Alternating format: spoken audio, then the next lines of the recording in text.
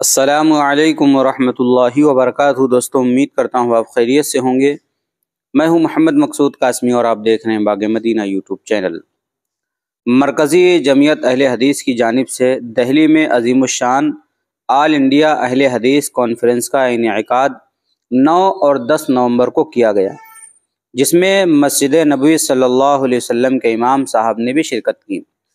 اس کے علاوہ مختلف مسالک کے معروف اور جید علماء اکرام نے کانفرنس میں شرکت کی اور خطاب کیا، جس کی ہر طرف ستائش کی جا رہی ہے کہ اہل حدیث حضرات نے تمام مسالک کے علماء اکرام کو ایک پلیٹ فارم پر جمع کیا، جو کہ موجودہ حالات میں انتہائی اہم کام ہے۔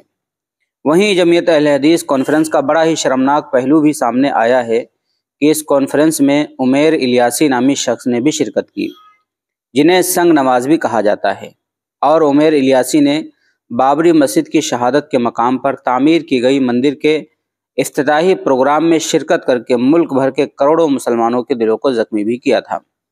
اسی طرح کئی مرتبہ عمیر الیاسی نامی شخص کو، جو خود کو اماموں کا امیر اور عالم کہتے ہیں، RSS اور ہندوتوادی طاقتوں کے اعلی کار کے طور پر دیکھا گیا۔ سوشل میڈیا پر عمیر الیاسی کو اہل حدیث کانفرنس میں دعوت دینے پر شدید غم و غصے کا اظہار کیا جا رہا ہے اور خوب لعنت و ملامت کی جا رہی ہے۔ سوشل میڈیا پر کہا جا رہا ہے کہ عمیر الیاسی نے ہمیشہ مسلم مخالف اقدامات کی تائید کی ہے۔ وہ RSS سربراہ موہن بھاگوت کو راشٹر پتا قوم کا باپ بھی قرار دے چکے ہیں۔ کانفرنس میں عمیر الیاسی کی جانب سے کی گئی تقریر پر بھی شدید تنقید کی جا رہی ہے۔ عمیر الیاسی نے اہل حدیث کانفرنس میں تقریر کرتے ہوئے BJP لیڈر نریندر مودی کی تعریف کی۔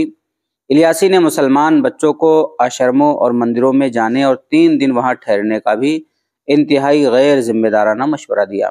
تو دوستو، اس وقت سوشل میڈیا کے اوپر لوگ طرح طرح کی باتیں کر رہے ہیں، کیونکہ دلی میں اہل حدیث کی ایک کانفرنس تھی جس میں ملک کے بہت سارے لوگوں نے شرکت کی، ہر مسلک کے علماء اکرام نے شرکت کی اور سب نے اپنا اپنا خطاب کیا، لیکن لوگ عمیر الیاسی کی شرکت کے اوپر کافی اعتراض کر رہے ہیں۔